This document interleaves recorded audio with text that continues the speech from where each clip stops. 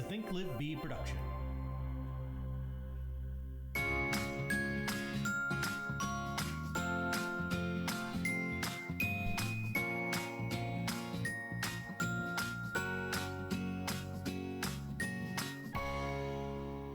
Good morning. Hello. Welcome. Oh, there's a bug. Sorry. There's a mosquito flying in my face. We're not outside. We leave the back door open quite a bit for the dogs and they fly in. Yeah. And they are attracted to Pat. Yeah. Usually they're not near me. They're just over by you. I do get attacked. You know what? I'm one of those guys, one of those people where the mosquitoes just flock towards me. Somebody was talking about that recently about a certain blood type that is more the mosquitoes are attracted to. I don't think it's that. I don't believe that. Well, I didn't fact check it. Yeah. They told me, and I was like, okay. I think it has to do with carbon dioxide expulsion. So you're putting off more CO2. Wait. Yeah. Yeah, CO2. Mm-hmm. Yeah, you got it. So, well, that's but weird. I don't know that either. I mean, that's just something I heard. Yeah, well, why would you be putting off more? I don't know. Because you're older? Because you're slowly dying? Oh, God. We started off on the wrong foot. That's it. I quit. Thanks, everybody. It's been a great run. No, welcome to our podcast. This is our podcast. It's called Seeking the Best. It's where we talk about all the things with real estate and try to seek out the best ways to do things, to how to overcome all of the hurdles in the real estate industry. Today's one of those days where I'm like, weight lifted off my shoulder. Why is that? Well, we had a closing. It was a back-to-back, meaning the buyers were also selling a house. So they had to sell their house simultaneously with buying a house. Yeah. And it was it's your specialty. I do really love doing this because it's like, I don't know, it's a challenge. It's like, it's fun to sort of put the puzzle pieces together. Although I have a transaction coordinator and she's mostly doing the puzzle work these days. Right. It's still fun. And, but this one was a doozy. It's still, and we're not 100% done. There's still like a permit issue we're working on. But it was nice to at least be like, okay, well, this part is done. Yeah. We can move on. It's a weight lifted. Yeah. Between that and the rental we have a rental property we've been working on. It was one bungalow, and then it has two apartments. Yeah, and so it's 3 units. It's 3 units. We started renovating the apartments first. Those are finished. People are living in, and I took photos today of the bungalow, which is now finished. So now we just have to rent it. But that is another huge... Well, that took a while. It is. But that's what I mean. It's been such a thing for such a long time. That's a huge weight lifted too. Those are our small wins. Yeah. So when we get to the end, we'll say rewind it to the beginning. Yeah, rewind to the beginning. But they're big wins. Yeah, you know? Those are big it's wins, like, closing's always the culmination of all of this hard work. And, whether the client sees it or not. I'm just kidding. Well, you don't ever really want them to see it, but. Well, yeah, you don't want them to see the mess, but at the same time, there's like this fine line when working with clients is like, you don't want them to stress and see the mess that exists behind the scenes, but you do want them to understand how hard you're working for them. And so they need to know that they made the right decision. That nobody else would have been able to get them to this point. Right. With all the hurdles. And so you do have to keep them informed while also like repeatedly making sure they understand that it's handled. I don't have this book on me, but we just finished reading as part of our little book club, the book Exactly What to Say. And if you haven't picked that one up, I think the author's name is Phil Jones. And it's basically like a little sales Bible.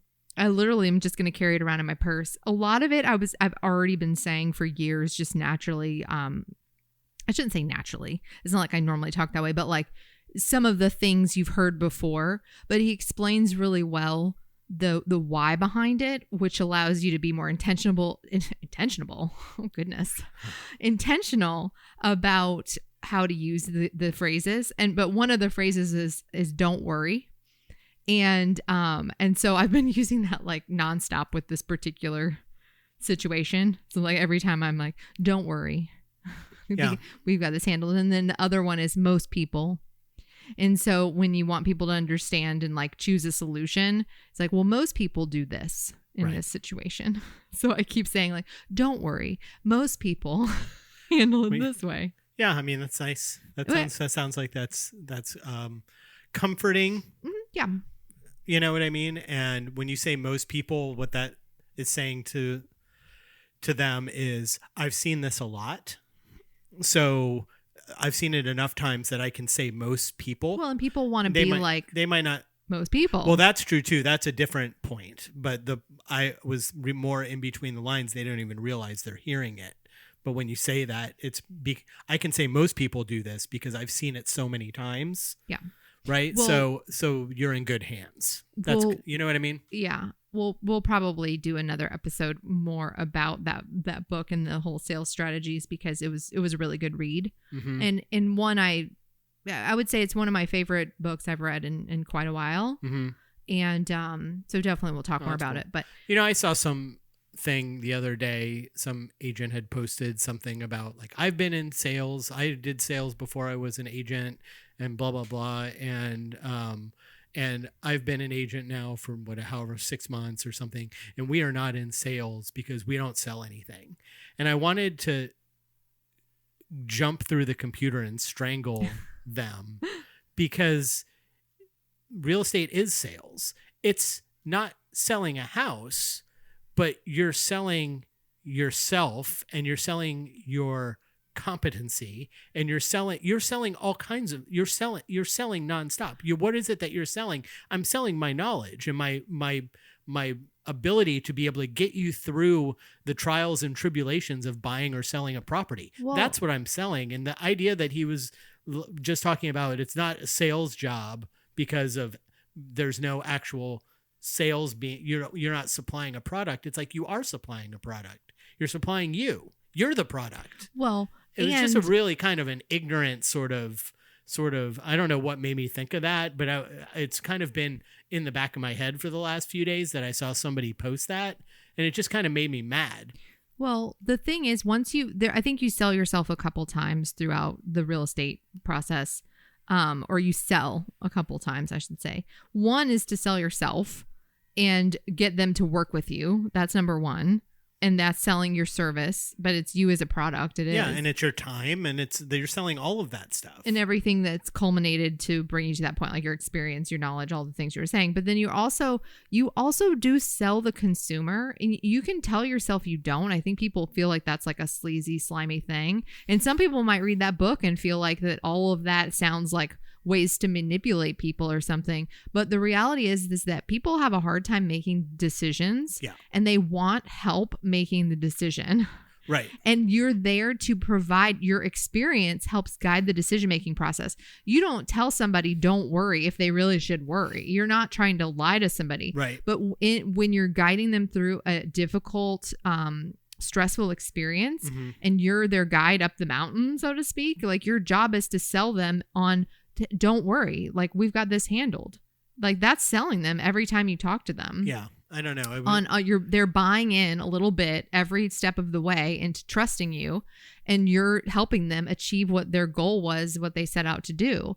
And if you've got this mindset that it's not sales, then you're just lying to yourself. And that also means you're not practicing the right ways to talk to people to achieve the results that they want, by the way. Yeah, well, it's like what they want that you're helping them achieve. Of course. Well, here's an example. Okay. If you're not in sales and you don't want, excuse me, to be slimy and all of those things, then why do you send a limited number of properties to people if you're not trying to guide them into a direction? Well, some people don't, right? Let me tell you what happens. Send you everything, and then I know exactly what happens. They go, this is too much. I can't filter through this stuff. I don't know what I'm looking at, and they freeze and don't make a decision. So your job is to say, do you want this or this? So that they pick one, and then you can say, okay, great. Now, which one of these do you want, this or this? And you can guide them through the process. But when you just give them everything, right, then they can't make a decision. I know enough when I build a logo for somebody, I don't give them 500 examples of a logo and say, pick one. I give them 4. and say, pick one. Is that me guiding them? I guess it is, because Well- I did 4 logos. I could have done 30, right? But I only did 4, and I said, pick one. So you know what I mean? It's like I don't know. You're getting a little ranty. I know. Well, that's because that thing had been sticking in my head for a while, and it kind of made me mad. That's all. Well, and not at all what we're talking about today. It doesn't matter. But we are salespeople.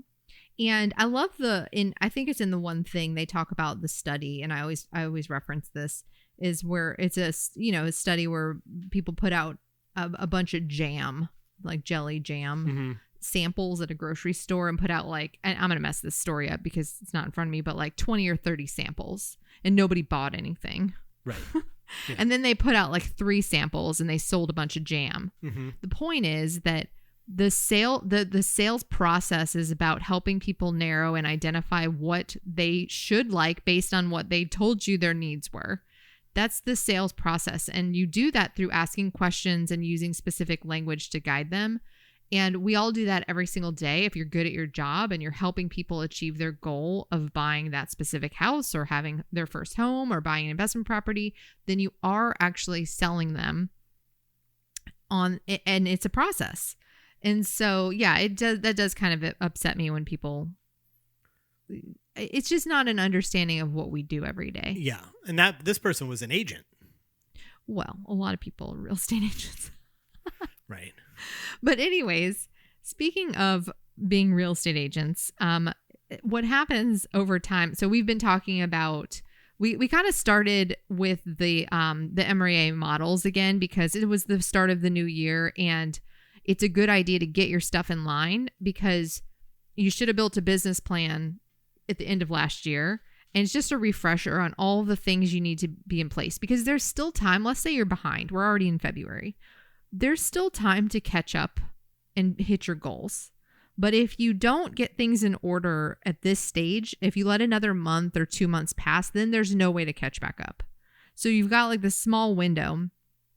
So we've kind of been going over the models. And last time we talked about the budget model, which was my favorite one.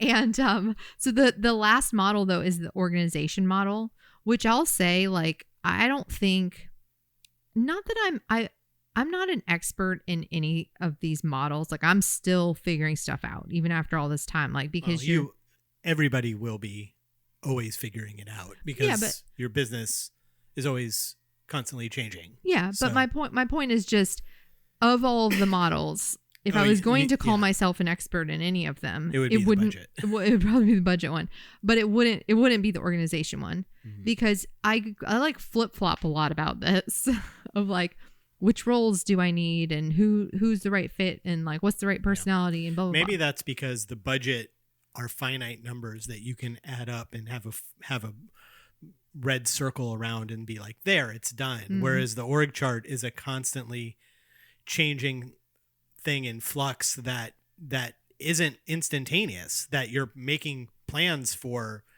down the road years with people true. that with people that and you have less control over it, because it involves people. Right. It's not a numbers thing. Yeah, that's what I mean. That's why I think that maybe for you that might be why you lean towards more of the budget thing, because you can have a finite answer. Yeah. Like right then. That makes sense. Yeah. Well, I think you're right.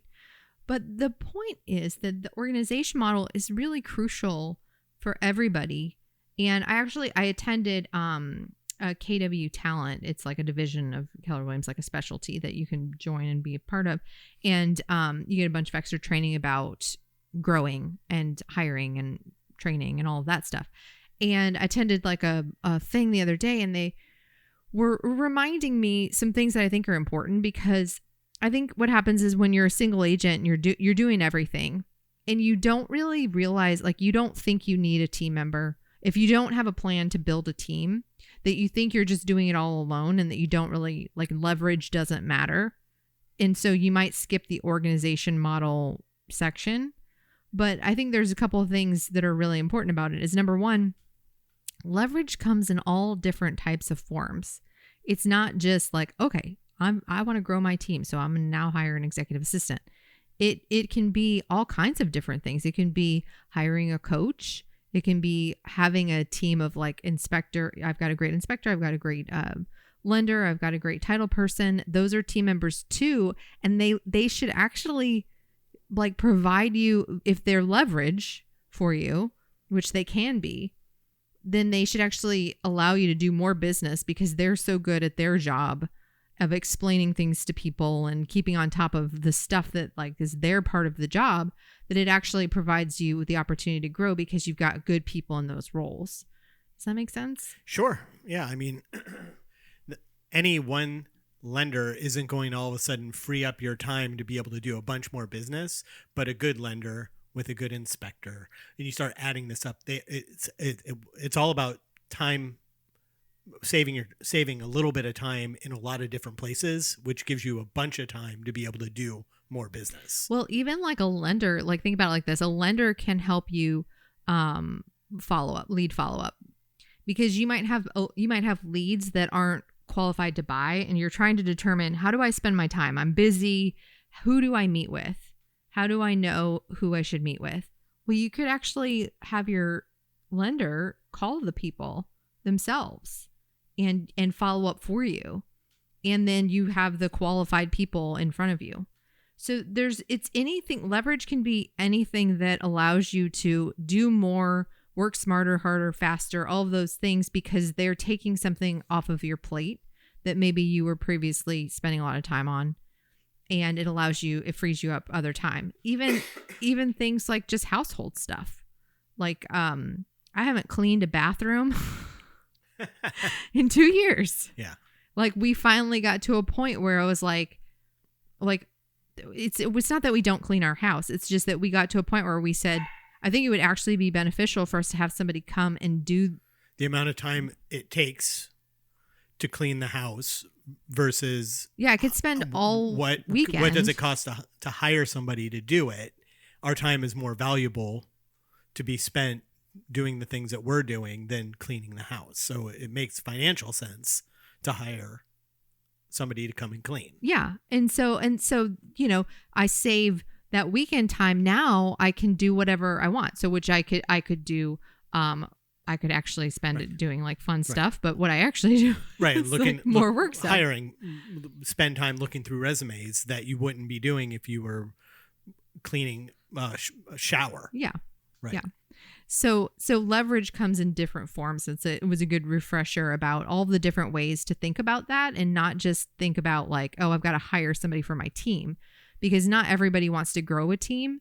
And at the same time, even if you're a single agent and you're like, well, I don't really want a team, that doesn't mean that you can't have administrative leverage. Yeah. And that will allow you to do more sales or just have more free time, right? It also doesn't have to lead to more sales if that's not what you want. Yeah, it could lead to more free time, which gives you allows you to get a good night's sleep, so that when Monday rolls around, you can make your calls. Yeah. Instead of showing up 45 minutes late and being tired and everything else, it frees you up to do that. And then hiring, outside of just hiring somebody, there's things like showing time. Oh, yeah. Right? Like there's actually, that's what they say. I'm sorry, I didn't mean to interrupt you, but I don't want to forget my thought. And there's a good likelihood that could happen, is that they say like, if you've gotten to your capacity, and like systems and tools are the first thing that you can use as leverage. And if you've already exhausted the tools and systems, then it's probably a person that you need. Like, it's the who, not the what. Mm-hmm. And so who is that next person that can help you either do more business or have more free time, or just have like a happier life? Like, maybe you hate paperwork. All you want to do is show houses. Well, the way to do that is, number one, either join a team, right? Where the team is everything, and you've got the one job responsibility, right? Or you hire an assistant who's solely responsible for the paperwork stuff, and then you just have the business that you envision for yourself. So like there's lots of different ways to think about this. It's not just a strict like, okay, I'm going to build a team. So first I need to go hire an executive assistant. Then I need to go hire a transaction coordinator, et cetera, et cetera. So there's that. But then there's like, okay, I do want to hire a team. What happens first? How do I know I need to hire? How, like all of that stuff. So I'm going to just give my experience. How about that? Okay.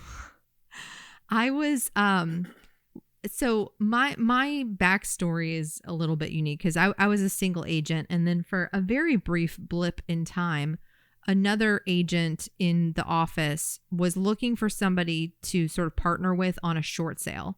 At the time, she had never done a short sale before, and I had. And for those of you listening right now, I was just going to say, there's probably a whole group of people listening that have no idea what that even is. Yeah. Back in the olden days, when the market was in the toilet. When the market crashed, a lot of people had to sell their house for less than what it was worth. And that's called a short sale. And they are pains in the butt. But what it's a longer process. And it required some extra skills and experience because you weren't just dealing with the seller. You had to actually deal with the seller's bank as well and get them to agree to sell it for less than what the seller owed. And so there was a process to this. So I had done short sales before and I had gotten a certification in short sales. And this other agent didn't know anything about it, but she had a listing opportunity. So she wanted to partner up. So we did. We partnered up. And then from that point forward, she was like, hey, do you want to just like keep this thing moving? And I said, sure. Because I didn't know what I was doing. And it seemed like a good idea at the time. So in my experience, though, what that was two people doing individually their capacity, but not actually, there was no systems or processes. I mean, we had some because I'm a very organized person. So I had like little websites set up where we would do some. Anyway, I won't get into all that. Yeah. But we had systems and processes, but it was just basically like whatever we were going to probably do on our own was what we were doing. We just sort of had somebody to bounce ideas off of. I was just going to say, I think there's probably a lot of listeners, newer agents who probably feel this way. Well, I'm in the office and they're in the office and neither one of us really know what we're doing. And this wouldn't be quite as scary if we had accountability with each other and we could bounce questions off of each other. And it seems like a great idea, doesn't it? Mm-hmm. Except there's no org chart built around. There's not. So that's what I was going to say. If you go open up the MREA book, which by the way, at that time I did not read and had not heard of. And if you open it up, the first hire is not a partner. Now, it doesn't mean that that's not like a path that you could go down. Just understand that it's not designed that way in the model for a reason. Because typically, like, have you ever heard of, like, there's businesses that have had like co-CEOs and things like that. That never works out because you need one solid leader making decisions, bringing people along to that vision. And when you've got two people, now sometimes it's like you could have a husband and wife team. Well, they probably have the same goals and vision. Right. In my case, the person that I was working with, awesome lady. We're still friends. But we were not on the same path together. Right. And I didn't really know that at the time until we started working together. Or to even really ask. Like, yeah, I didn't. It's like it's so crazy how when you look back on it, you're like, God, that's so what stupid. Was I thinking? Like, yeah. But we enjoyed working together, and we both had similar, I would say, like work styles. Like we're both very detailed people. Like it seemed like a good fit. But we were not on the same path. And what I mean by that is I wanted to grow and do more business. And so I was constantly looking for ways to do that. And I think she was like along for the ride if I said like, hey, we should do this. Yeah. Along for the ride, except until the time came to do the things that would be required to have more business, like calling expireds and like doing some things that she was like, I don't want to do that. Well, wait a second. That's not what I signed up for. Yeah. I just wanted to like have a partner and be able to like have a fun working environment with somebody that I like. That's her talking. Yeah. And so that didn't work out. And we call it retired. She really just went back to another job that she had prior to real estate because she realized like, oh, I don't want to do what Catherine's doing. Yeah. Like, and she could have probably continued on her own. I may have scared her out of the business because I was like, let's do this and let's do this. And I've got ideas and blah, blah, blah. And that was just like, well, wait a second. I just wanted to kind of like be here and like, I'll work, but I don't want it to hurt. Yeah. I don't want to like say anything offensive because I love this person, but it was definitely like, I think she would agree. And So we, eventually she retired. I'm putting that in quotes. And I continued forward as a single agent, and I did as much as I could. And being the person that I am, my ceiling of achievement is not like, there's some single agents who, like, you'll hear some absurd number like, oh, I did 100 sales by myself. And it's like, what? Did you sleep? Like, I don't even understand what that is. Yeah. And I don't understand what that is because I'm too detailed, which means I spend way too much time like crafting a perfect email. You know what I mean? Yeah. You know who these people are. It's me. Yeah. And well, I would like to see the life balance of somebody who does 100 sales by themselves. I would like to read the emails that are being sent. And I don't care who you are. You might have done 100 sales, but you're not doing the follow-up to your sphere the way you're supposed to. And that you're as soon as the market shifts, you're dead. Well, potentially, or you gain so much market share. I'm not trying to knock. Of course.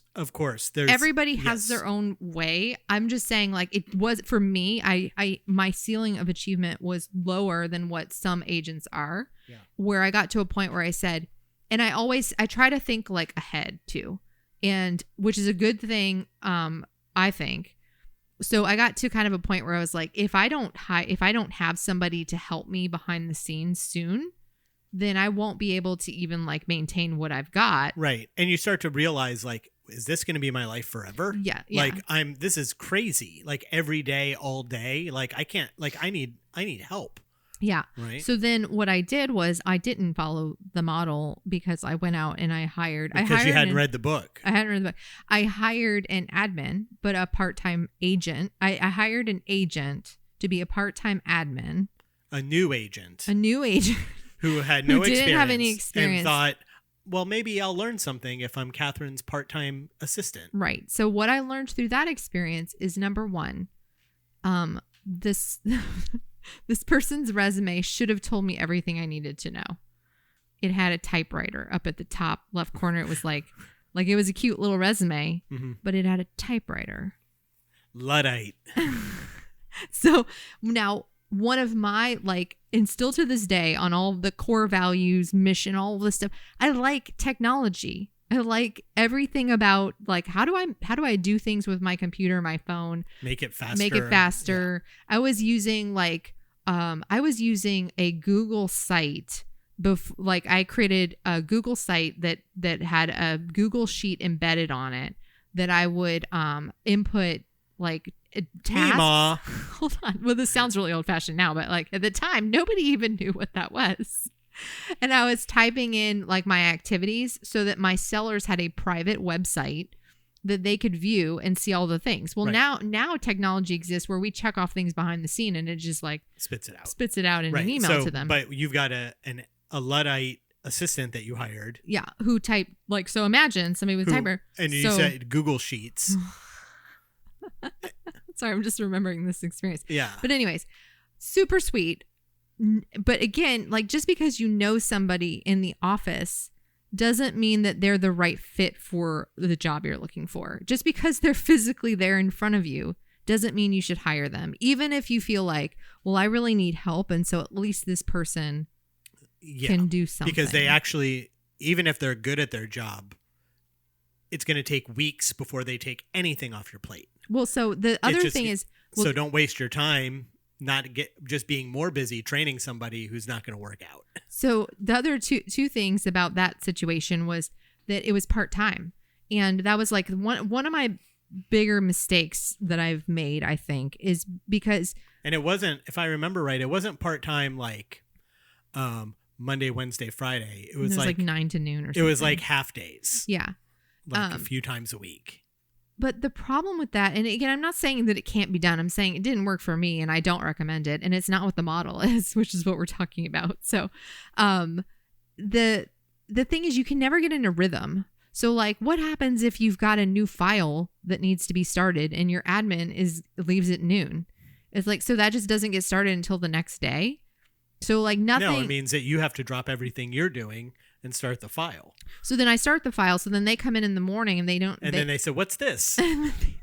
But then that's what you have to remember. You have to train the people that you hire. And so for a moment in time, you have you have multiple jobs as a single agent, but for a moment in time, you're also a trainer. And it's going to take like a while before they know what they're doing. And so if you get a new file and they need to train to watch you and they're not even there, then they don't, and then it's a sense of urgency. It needs to get done right that minute. Then they don't get the training they need. So I do not recommend a part-time assistant. I really don't. Like you can have like project assistants, I think. Like if you are a strong single agent, but you really want somebody to just input your listings for you. Right. Or they're going to just send out postcards and do like I'm just going to have them do my direct mail and it's due by the 15th of the month. Or you already have a team of 12 and you want to hire a part-time runner to do stuff or something like that. But first hire, it's got to be somebody who's going to be there 40 hours a week and not.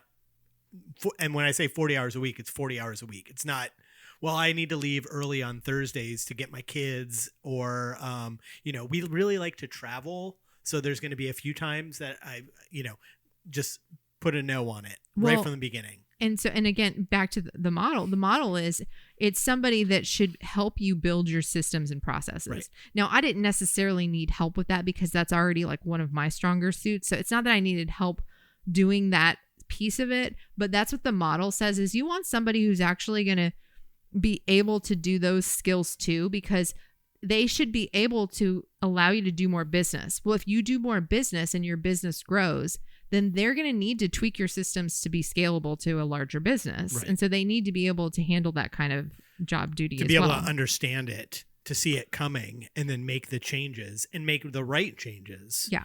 That's somebody who is there 40 hours a week, every single week, and is there whenever you need them to do anything you need them to do. Yeah. That's who that person is. Not can do it 3 days a week for what, you know what I mean? Yeah.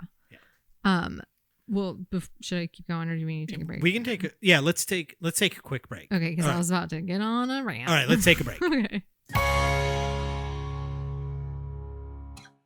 The Think Live Be team is an Orlando-based real estate team with Keller Williams Realty at the Parks. We operate as a boutique-style company with the resources of the largest real estate company behind us. Think Live Be is looking for talented people like you to join our team. If you happen to live in the Orlando area and you're a detail-oriented quick learner, then we might have a place for you. Whether you're a real estate agent or administrative professional, we are looking for individuals who are ready to work hard and ready for success. If you're ready to join the team, visit us at thinklivebe.com. And we're back. Okay. So what I was about to say next is, so I do not recommend a part-time hire. I did have to let that person go. Very awkward. And that person as well, no longer in the business. And we're going to go through a list here of no longer in the business. This one, God, I hope this person doesn't listen to this. I can't imagine. No way. But so, again, so sweet. But she did not understand that I was letting her go. I think I've come a long way with having to let people go. You start to, the first time you're doing it, it's like the episode of Parks and Rec where Chris Traeger breaks up with Ann Perkins and she does not know. She's so beautiful. She's never been broken up with before. Well, and he's so nice. He's so nice that she didn't take it as a breakup. Yeah. And that's probably what my thing was, is I was trying to be she's so like, nice. so I'll see you tomorrow. Oh my goodness. This was all happening, by the way. Catherine was working out of our guest house at the time. So this was all happening in the room next to me. That was the other thing. I did have that person coming to our house, which was fine. Like that part I don't think was an issue, but there was, I'll probably get to this. But so the thing is, in an ideal world, you hire a full-time person that has the ability to be a future director of operations for you, and they're going to help you build the business that you're growing and make all of the behind the scenes stuff work on a bigger scale. That's who you're looking for. But when you're making your first hire, a lot of times you're not going to find that person probably. Well, a lot of times, a couple things. You can't afford them. You can't afford. Yeah. And I shouldn't say that, but like for the most part, you can't afford the person that you really want. And then the other thing is, you're kind of most of the time you feel really busy and you're like, I just got to get somebody in here to help me. And you'll kind of go with whoever's there that looks decent. Even if I like the cut of your jib. We get along good. Yeah. Right?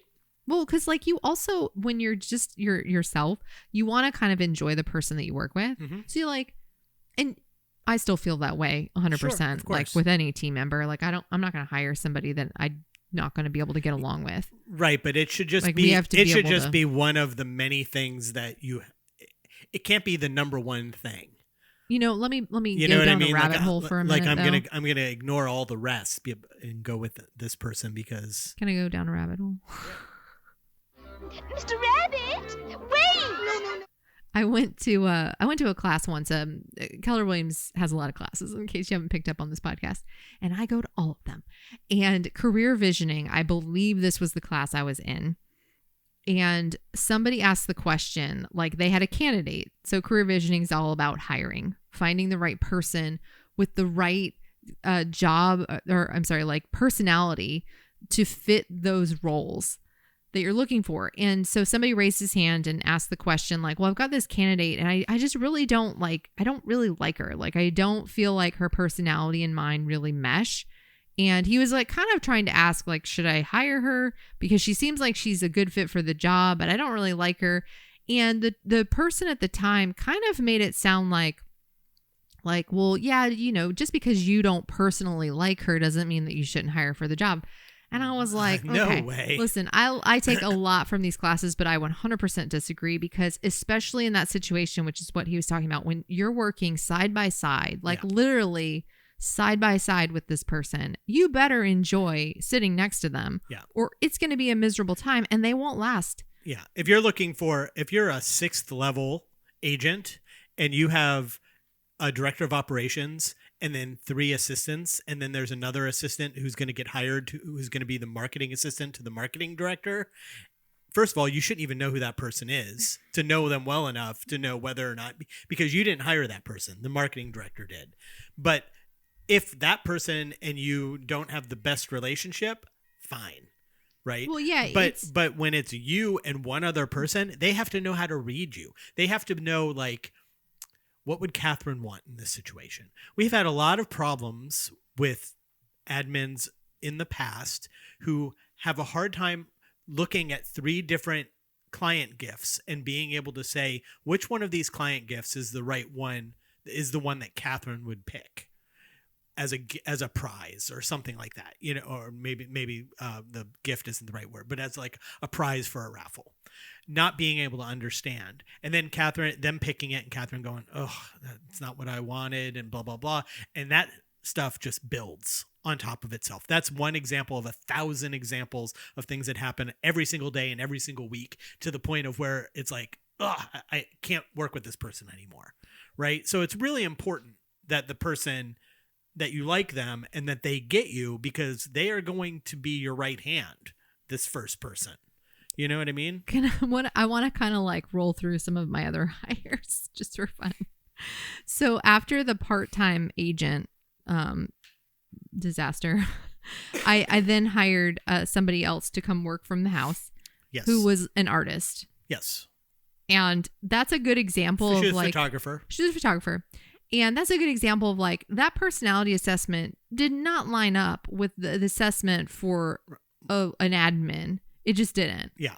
But I liked her. She applied for the job. She was normal. She was nice. Yeah. She was smart. We were like, oh, well, she's got some artistic skills, and we've got, remember what I was just talking about when I was talking about the gift? Well, this would be like a brand aesthetic. She's going to understand what those concepts are and get it. But making spreadsheets, not so much. Right. So she wasn't really the right fit for the job that was needed at that time. It's like she could have been okay for the future in a different role, but not what was needed at the time. So the first thing you have to figure out is like, what is it that you need help with most? Right. That's What are they going to do? Take enough off your plate that is the highest dollar productive activity to take off your plate. Right. Meaning like it has to get done and you're like somebody else would be a better fit to do it at a lower dollar rate. Right. And at that time, like having her do marketing stuff that I could do on the weekend and do better just wasn't like, it didn't make sense to pay her for that stuff. But I did need help with all of the just the internal paperwork stuff that you've got going on. And so that was something that was amiss, is like not hiring the right person for the job that was actually needed at that moment in time. And just, again, hiring, like, she seemed like a normal person. She was nice. She applied. Yeah. And so there she was. And then I didn't actually let her go. She ended up moving back. She moved home. away. Yeah. She moved away. Which was fine. It worked out, right? Like sometimes things just work out. Yeah. Now, did that set me back because I didn't have the right person and I was... Well, then it was 2 strikes working out of the house and part-time at first. And she was kind of part-time too. No. Oh, no, she just missed a lot of work. She missed a lot of work. Right. To the point where it felt like... And maybe that was like the casual environment of working from the house. Yeah. Or she just wasn't a very good employee. I don't know. But she was like a nice person. And so, you sometimes, again, you're figuring out, like, I'm still figuring out how to be a real estate agent, right? At that point, yeah. Like, I certainly don't know how to be a boss to somebody. I just thought somebody come in and help me so that I'm not like drowning. Right. Right. And so that's kind of where you end up in those first few hires. Then the next hire, I hired my, I hired my friend. My best friend. You ever hear that one before? I hired my best friend. Hey, no regrets. No, she would have been amazing. She was actually awesome and would have been really perfect for that job because she hasn't put up with anybody's crap. She would have probably been turned into an amazing director of operations. I stand by that. But she had just had a baby. She had a baby, and right? This is life. So she wanted to come back to work, like her other job. But when she went on maternity leave, that job that whole business went under while she was on maternity leave, and so she wanted to go back to work, and she was looking for a job. So I was like, well, this is perfect. And no regrets, but it didn't work out because she had just had a baby. So after a few months, she was like, you know what? I actually need to be at home because this is too complicated. And so then I decided, you know what? I'm going to move into the Keller Williams office. By that point, I'm probably reading the MREA book. Probably just kind of getting. I'm like, okay, 3 people. I got to figure something out. Yeah, this isn't working. And so at that point, I do know that I definitely was reading the MREA, and I also was taking that class because I do know that I did like a personality assessment with the next group of people. Yeah. And I hired an assistant that turned out to be a great assistant. And there's going to be a pattern There's in this. a serious pattern. That I'm realizing as I'm talking out loud. So she turned out to be a great assistant, and we did really well in that office together. And she was growing into that role, and things were moving. And then in 2016, she was my assistant, so it was me and one admin, and she had gotten pregnant, and so she was gone a lot during the pregnancy, and that year was the year that my mom was sick, and that still was my best year in real estate up to that point. So even with I tracked her hours, and she was a part-time assistant that year, and I was gone a lot that year, and we still at that point I had done the most I had done, so I knew like I had gotten something right with this hire. But let me fit in one more hire in the middle there. So while that person was on maternity leave, I had hired a temp, but my intention was she was going to be admin too, because we got a good one. Business is good, right? We got a good assistant. She was going to be coming back from maternity leave, so I hired a temporary person with the intention that she wasn't temporary, like that she was going to be admin number 2. Right, she was going to take over when the admin had to go on maternity leave.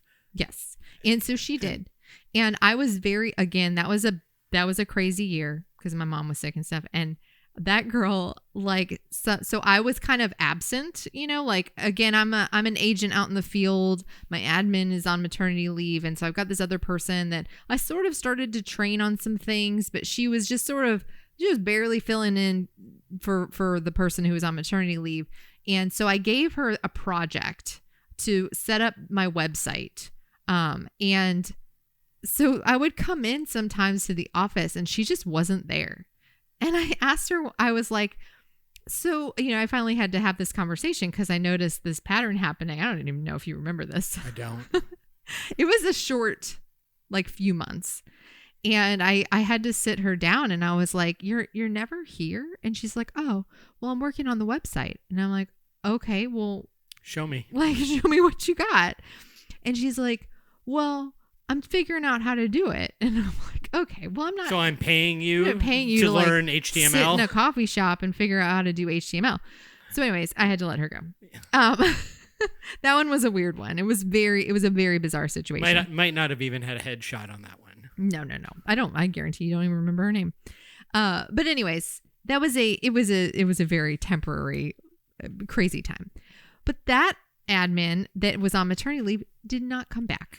Got pregnant. She ultimately decided that it didn't. I think she maybe was back for a month, maybe even a few months, actually, if I think about it. She might have been back for 3 or 4 months and ultimately decided that she lived 45 minutes away. And it just did not make sense. It didn't make financial sense. Yeah. And so she did not come back. So back to square one. What am I on, 5 or 6 admins? The reason I'm sharing all this with you is because truly, this is the part where I think nobody talks about. It's here, go find an executive assistant. And then when you find an executive assistant, go hire admin number 2 and then hire this person. What really happens is the first one doesn't work because you did it wrong. The second one doesn't work because of some life thing. And you have to go through a lot of people before you find the right fit. And then that still doesn't work. And it's a constant, this is one of the most crucial things that I've learned throughout this journey in my real estate career is that you have to always be hiring because once you start, once you go out and you decide I'm going to get leverage and I'm going to hire, you have to always be hiring because you never know when you'll need the next person because that person's going to leave or they're not the right fit and you got it wrong. And probably more often than not, it's that you got it wrong because It's hard. And people just, it's not that they don't talk about it, but I don't think they really get into the nitty gritty. It's 6 or 7 people deep before you finally get maybe a rhythm going. And at least at that, not even just a rhythm, but a real good understanding of what is the job that I need these people to do specifically. I've stripped all of the garbage off the sides of it, and now it's streamlined. You do this and this and this, and we'll talk about other stuff once you get these 3 things done. And versus when you first hire somebody and you're like, well, what do you want me to do? And you're like, everything. I don't know. Right. It's now when Catherine goes to hire an admin, it's that stuff is polished and specific and very, very easy to kind of train and explain because it's all down to a science now. Well, and so then the next hire, remember I'm at the office now, so it's a professional working environment, and I've been there for a couple of years and grew the business, and but person doesn't come back from maternity leave, so I go out on the hunt again and I find somebody and I hire them, and that person was with me at 5 years. Yeah, well, you can say it's Kayla. Oh yeah, Kayla. So if you guys she was on the podcast. If you guys listen to the podcast at all and you go back, that's her last admin. Yeah. So Kayla grew up on TLB, and she was a right hand person for me, and she got pregnant and went on maternity leave and didn't come back, but during our growth, start hiring dudes. I'm telling you. During our growth, we hired another admin. Yeah. And I let her be responsible for hiring that person. And then we hired another admin who was a fill-in for her on maternity leave, but then also the intention was okay, now we've got 3 admin. We're building a foundation. And this is the part that you have to hear is that Kayla didn't come back from maternity leave. And again, that's life, right? That's just stuff happens. I just told you 3 different people who went out and had babies and then didn't come back to work. And then the other 2 admin left soon after for completely different reasons. Yeah. completely different. Not because they said, I hate it, I don't want to be here. They both had like other issues completely unrelated to work. Yeah. And life happens. And so what I've learned, and luckily at that, towards the end of the year when Kayla was going on maternity leave, I had taken my showing partner, and I had decided that, you know what I really need at this point, and maybe not financially, like I don't know that financially we were able, or I should have greenlit the fourth admin, so to speak. But I'm glad I did, because what I saw was I've got this one person who's like, she's the director of operations, right? And she's figuring out how to train and manage these two other admin. And we've got a pretty decent foundation. I mean, there's messy stuff, but like there's a pretty decent foundation here to add more agents, because now there's people that are doing all of this different stuff that I used to have to do all by myself on the back porch and just not able to do it all. And so stuff would fall through the cracks. So we're finally kind of getting to here. And what I was realizing is that what I was missing in the admin was a personal assistant, meaning like voicemails and emails it was taking me too long to get back to things. Mm-hmm. And so I was like, you know what? I think I'm going to move my showing partner into, because I'm trying to get out of buyers, right? Like I'm hiring a buyer's agent. This is the org model, is like admin, and then buyer's agent or showing partner. And I'm trying to get out of buyers so that I can continue to grow the team, work on the business and the bigger picture goals while doing listings. And so I'm taking her out of showings and I'm moving her to an assistant role where she can handle communication and some other things. And we were kind of divvying up those things. And thank God I did, because then really quickly we had to navigate losing 3 admin in a row. And luckily she was trained in pretty much, she had at that point done pretty much everything, because she was my showing partner and also had done some personal assistant stuff, that she had pretty much done everything. And we found that, you know what, she's an amazing transaction coordinator. And I knew she would be, because her personality profile tells me she would be, and she loves it. And so sometimes you have to look at, like, once you finally start hiring, the first thing is, like I said, just keep going. And what that means is, like, you have to keep running ads. You have to keep interviewing people and talking to people, because you may find somebody who's actually, first of all, if you get an opportunity to hire somebody who's actually like a higher level of talent than somebody else that you've got, like, you should take that. You've got 2 people on the team right now that were hired for other roles. No, yeah. Right. You have a buyer's agent who was originally hired as an ISA and wasn't great at being an ISA, wasn't good at it. And you said, go get your real estate license and then come back. And that's exactly what they did. Right. And now they're a buyer's agent. And then you've got Julie, who you've been talking about. Well, and can I just go back for a moment? Because I want to say the ISA thing with that, like the structure, the model is like, here you are, you're a single agent. If you're building a team, your first hire is an admin, because they have to take some paperwork off so that you can do more sales. You've got a capacity on the number of sales you can do, because at that point you're doing buyers and sellers. And so you're running around town half the time showing properties. And so the only way that you can continue to lead gen is if somebody else is doing all that behind the scenes things, or you'll be on a roller coaster forever. So you hire that admin, and then they say in the model to add a second admin. You have 2 admins going until you can do as much. Again, you reach your capacity. Then it used to be a buyer's agent. Now they say showing partner. I think you should do what's right for you, because I tried the showing partner model and it was fine. Like I said, my transaction coordinator now is our showing partner, and she was great at it, but I just felt disconnected, and I just didn't care for it at the time. Like, I'm not saying it's not the right thing to do. I'm just saying it wasn't the right fit for what I needed in that moment. And so having buyer's agents allows you to continue the focus on listings while they handle all of the buyer leads, because there's so many more buyer leads than there are sellers. And there's so much of it that you could spend all day following up with buyer leads and doing open houses and following up with buyers, and you wouldn't be able to service it all. So admin, buyer's agent or showing partner, whatever you decide. And then you can start to build out the lead gen department. So at that time, I had buyer's agents in the past. They just, buyer's agents, this is the other thing, is like, everybody's always looking for the next best thing. And so there's a lot of turnover in this industry. And so sometimes they don't fit because they're not a cultural fit for your team. Sometimes they don't fit because they're not good at real estate and they realize it and then they leave the business. That's most of the time. Most of the time, that's the reason.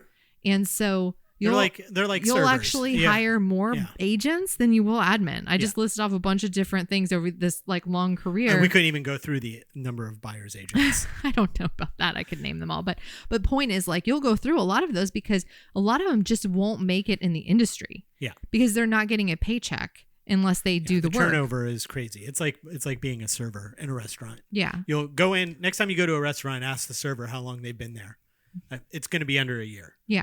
The number of servers that you go into and that person's been there for more than a year. If you live in not in some little tiny town or whatever, it's crazy. And real estate's the same way. Well, so I had buyer's agents and what I wanted was to build out this lead generation department because what I noticed was even when I had buyer's agents, they do not follow up with the leads the way they should and tasks get left undone and past due. And it's hard for them to decipher like who they should be focused on following up with. So an inside salesperson is there to like nurture all of that business and help convert to appointments when you've got so many leads coming in. And they also are outbound salespeople too. So they're going to go looking for new business so they can help you grow really quick. Or I shouldn't say really quick, but they can go help you grow without you having to take your focus away from what's been working for you. It's another lever in your business where I'm going to continue to work my sphere, my past clients, what I do best. And I'm going to add this other person who's going to increase the number of appointments that we have. So I hired that person that's now our buyer's agent for that role. Here's what the thing is like, there wasn't really, he had a little bit of sales experience, but it wasn't phone sales experience. And what I've learned through that process is that inside sales is a very unique set of skills that most people do not have. And it just requires a very specific person. And they're like a needle in a haystack. So when you're ready to build that arm of your business, you have to really look for the right person. And what I said to our buyer's agent, his name's Austin. I don't care about naming him. He knows. He knows it's him. He knows his name. What I said to him is that, this isn't working out, but I think that you'd be a lot better in person. Like, because I could, at that point in my career, I've been in front of enough people, I've hired and trained enough people to see the difference. And you start to see like, hey, it's the same thing with Julie, my transaction coordinator. You start to realize after you've done this enough, you get experience in people and you start to realize, you know what? I did this. I hired you wrong, but I think you'd be really great elsewhere because I see now what your personality is and how you present is different than what I thought in the interview process. And that's okay. But I think you'd be really good at this instead. And you can move people around. So like Pat said, it's like now there's two people in different roles than they were actually hired for, but it helps them grow faster now that they're in the right seat, so to speak. Right. And I feel like I've finally, like for the first time, and this has been a long career, but for the first time, I'm starting to figure out my own position. And I'm like, you know what? I think I've gotten this all wrong all this time. And I should really reconsider, like, what are my job responsibilities? What are my strengths after all of these years? It's like, I've done all of it. What should I be focusing on every day? And more on that in the future. But that's like the true hiring picture is not hire this person and then go do this. Right. And I absolutely love Gene Rivers. He taught the business planning clinic and does every year. And he makes it seem so easy. And maybe for him it was. But he's like, you can build this whole thing out in, I think he says like 2 years. Well, I just want to like go back in time. I was a single agent for a long time, you guys. I started building in, let's call it 2016. We're still going. It's 2024. Like, I don't know what I'm doing. I'm just kidding. But like it's a new job. When you decide that you want to hire people, you've now entered into the human resources management, coaching, mentoring job. Mm-hmm. And you have to learn a completely different set of skills than what you used to get to the point where you were at, where you needed that assistant. Yeah. And so you got a lot of work to do on yourself as a leader and figuring out what you want and how to express it to people. And it's not easy. I get that it's simple. It's like follow the model. It's simple. And there's tons of resources for how to find the right personality types. And I would say, like, I have definitely seen the effects of hiring somebody who's not in line with the person, their personality is not in line with the job. There's a lot of people that think those personality quizzes, the strength finders and all of those things are a bunch of BS. And Catherine's been doing this a long time. And if there's anybody that would say, I think that's a bunch of BS, it would be me. Right? But I can tell you that it is not a bunch of BS. It's right on target. Yeah. Now, the hard part that no one's been able to overcome yet are people don't know themselves enough that when they answer questions, they answer them incorrectly. And then it's, you know what I mean? And then you can but if you get somebody who is a low match for an admin, do not hire that person because you like the cut of their jib. Because that will not work out. There's only one caveat to that, and they teach you this in career visioning. If you are in front of somebody who has a track record of success in the role you're hiring for, but their personality assessment doesn't match that, that means, like, I'm talking like I've been doing this for 10 years. Yeah.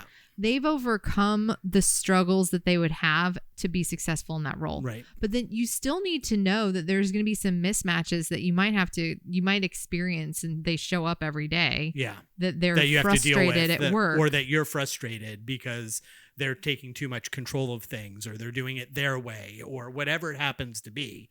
You know what I mean? It's like, but those are the things, those are the tools that you can use to help you get through it easier, following the models, following those strength finder quizzes and all of that kind of stuff, because finding the right person is the hard part. Let me tell you something too.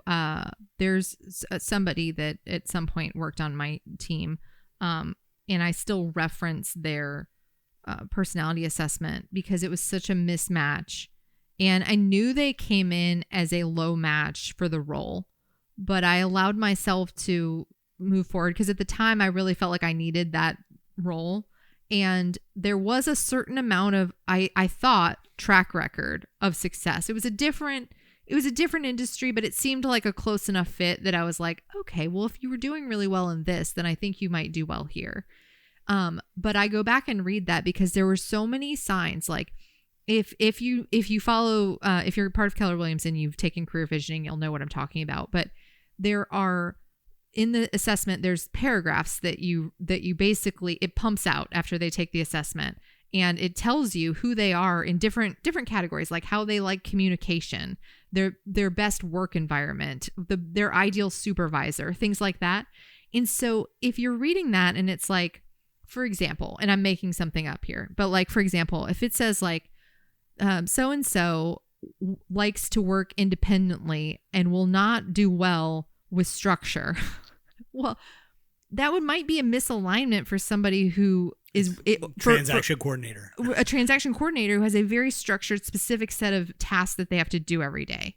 Or if it says their ideal supervisor is somebody who, is available to them at all hours because they'll have a million questions or blah, blah, blah. And that's not you, then you're going to not work well together, even if they seem like they'd be great for the job. So like you start to pick up on these things. And so I go back and I read that one because it was such a misalignment for me as a person to work together. And I can go back and see why. But at the time I didn't know what I was looking at. Yeah. And so I was just like, well, I don't know. It seems like they'd be good in sales. You learn so much. I know. It's crazy. Like to talk through that entire history. What we just did. And you're like, wow, I made some bad mistakes. I made some bad mistakes. And oh my God, it's been so long. Ladies and gentlemen, the question you are about to hear is true. Only the names have been changed to protect the innocent. Questions.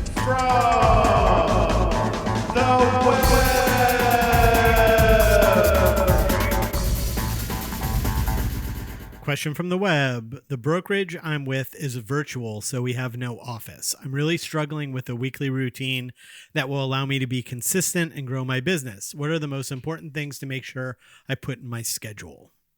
Interesting. Okay. Well, first would be script and role play. Lead generate. Hard to do script and role play when you're working virtually out of your house. Well, so you're going to have to go like join some Facebook groups for realtors and seek out somebody to be a script practice partner. Here's what I would say. You need education and you need structure, and you're not going to get that from a virtual brokerage. So if it's possible, think about joining a brokerage like Keller Williams, where there's training and there's team leaders and there's somebody that can help you figure out what you need to do every day, or you're going to spend the next 3 years walking around your living room saying, what am I supposed to be doing? Or you could just jump on board, right? Listening to the podcast is going to help, but it's not going to get you there. It's like, I don't think there's anything wrong with a virtual brokerage if you know what you're doing. Well, I mean, I agree. Like, first of all, I'm the biggest advocate for Keller Williams probably out there, but I agree with what you're saying. But to answer the question, I cut off the question because I can give you the answer before we even get to the question. You've got to don't worry about your splits. You can split. You're worrying about your splits with a brokerage and being like, well, they're taking blah, blah, blah. Or you could join the brokerage and do 3 times the amount of business than what you're going to do with this brokerage. Would you rather do 3 times the amount of business and make 2/3 more money, or worry about the splits on 3 sales that you do because you don't know what to do? Well, go join a brokerage that's got a team leader and some education and some classes, and you will learn the right steps to take. I think it's interesting. Like, I mean, everybody approaches entering into real estate for different reasons, and it is relatively easy to get a real estate license. And so they may not have the knowledge to, or maybe there's not a brokerage there. I said if there's not, yes. So they may be doing the best they can and they're trying to figure it out. But I think it's interesting. Like, we as agents, we want our clients or customers to pay us a lot of money for our value and experience and what we're going to provide to them. But then we don't want to give anything to the value that you get from a brokerage. Like, I get so much value. First of all, being a part of Keller Williams pays for itself. Like, I have a split, but I make money on all kinds of other stuff that actually pays for that. The point is, there's so much value that I get from that brokerage that even if that weren't the case, I'd be 100% okay with it, because we talk about education. Well, it's what we were There's saying earlier. Class every single day, every couple hours. You can learn anything you want to in a brokerage that education is at the core of their mission, vision, values. It's what we were saying earlier about hiring a cleaner, right? It makes more sense for us to hire somebody to clean our house for us so that Catherine's time and my time isn't wasted on that. This is the same thing. Is if you join the brokerage, a brokerage that maybe has a little bit of a higher split, I don't understand like why you think that you're going to save yourself so much time that whatever the cost of the splits are, it's not close to the amount that you're going to make, because of how much quicker you're going to learn how to do the job, right? Or you could do something that has minimal split and clean the bathroom yourself, but it's going to take you years and years and years to get to the level that it could take you only 1 year at the other place. You'll be doing more. So it's this whole thing of I'm going to spend a dime to save a nickel. Just it always makes more sense to go at the place that has the most support and the most education, because you are going to learn so much faster and get so much further ahead so much quicker. You're going to make way more money that way than trying to save a nickel everywhere you can do it. I agree. Again, I agree with everything. But let's assume for a moment that this person doesn't have the ability to join a brokerage that has like education and support that would be helpful to build a structure like that. Okay. Or a place to go just to have that.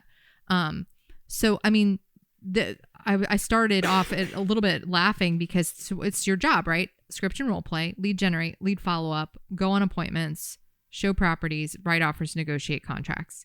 So if you're new, you don't have any offers to negotiate. You don't have any properties to show. So what should your schedule look like? Script and role play, lead generate, lead follow up, do it again in the afternoon until you have appointments to go on. And that's one thing, like, I don't quite get it, but even agents on my team and stuff, like, if you don't have an appointment to go on, your job is simply to just keep lead generating. And I know it's boring, like, but that's the job. The job is go find business and follow up with the people that you already met that said they would like to do business at some point so that you can convert them to business. And you do it again and again and again. And the more you do it, the better you get, the easier it is to convert. The more appointments you have, the more showings you get to go on, the bigger your pipeline gets, where you would then need leverage. Right. It's just a circle. So your schedule really, like, wake up in the morning, eat breakfast, work out, do whatever you got to do, and then find yourself, like, this was the difference, right? We talked about hiring and stuff. I worked from, well, I'll make this quick. Okay. Because it's actually a history lesson, but we lived in a tiny little place when I first got my license. I was working 2 jobs and I still was in school. I had gone back to school. That's when I got my real estate license. And we made the decision to move to a bigger house that was a little bit more expensive. Actually, it was double. It was double the cost of the place that we lived in.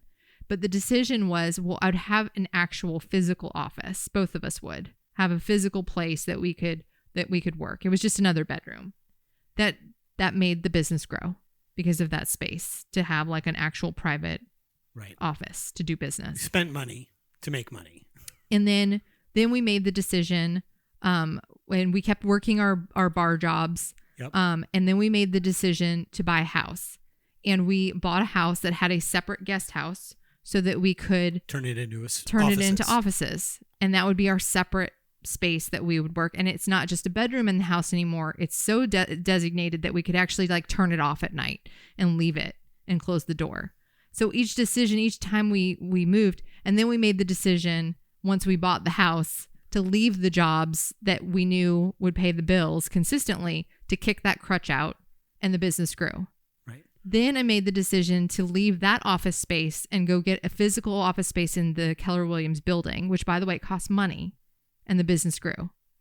And see what happens when you make strategic decisions about your like how you're going to structure your day, where you're going to spend your business hours, and you treat it like a business, it will grow. Yeah. That's all I got to say about that. So that you're going to have that idea, what you just said, and I'm picturing this person not having a brokerage, working out of their house, going on appointments at Starbucks and stuff. As a new agent, it's like, man, just go join a team, or if a team isn't right for you, go join a brokerage with some experienced people around you that can help you navigate through the first year or two. And then you know what's going to happen? You can tell yourself, and then I'll go back to this virtual brokerage, but you won't. Right. You won't, because you'll realize that you shouldn't have done it. That's for part-timers that already know what they're doing. It's not for a new agent who's starting their career.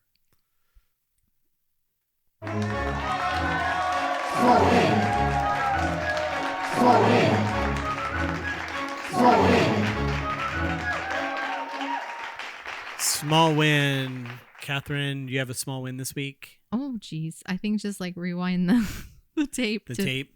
No, I think my small win is just over the weekend, we're bringing on some new people, and I'm revamping the way that we bring people on. Like instead of bringing them straight into 30, 60, 90, we're doing a trial week. Yeah. And see, still tweaking stuff. Yeah, you figure out like okay, well that didn't work, so how do I make that better? Like they're probably gonna be listening to this episode. Well, whatever. But we've tweaked it, and so I'm just reviewing the outline of what's going to happen in that trial week, making sure that it's blocked out in my calendar, that everything that I want to make sure prepped. that the outcomes of that first week, that everything that needs to happen is there. Yeah, that they're set up for success, and that Catherine's set up for success as well. Yeah. Good. And what's my small win? Well, you got the... Well, I do have... what we said earlier. But, I've actually been doing some new design work and revamping some Seeking the Best stuff. And I'm not going to spoil anything right now. But in the coming weeks and months, we're going to expand what we're doing here into some other things and some other avenues. So keep your eyes peeled and tuned. And we might have some new ads and commercials and some other stuff. And... so I'm excited about building all that stuff out. And we took our first steps. Yeah. And you know what? Go find yourself a partner that will say on live air, we're doing some new stuff. And then now we have to. Right. And now we have That's how you hold yourself accountable. Yeah. Is you go tell people we're going to do something and here's what it is. And then you look like a big joke if you don't. So you got to do it. Right. Hey guys, remember to rate and review us on iTunes. It really helps new listeners to find us. Send your questions from the web to onseekingthebest@gmail.com. Leave us a Spotify voicemail with your questions and we'll play it on the show. All info is in the show notes. And for Kat and myself, thanks for listening. And we'll figure this all out next week. Bye. This has been a Think Live Be production.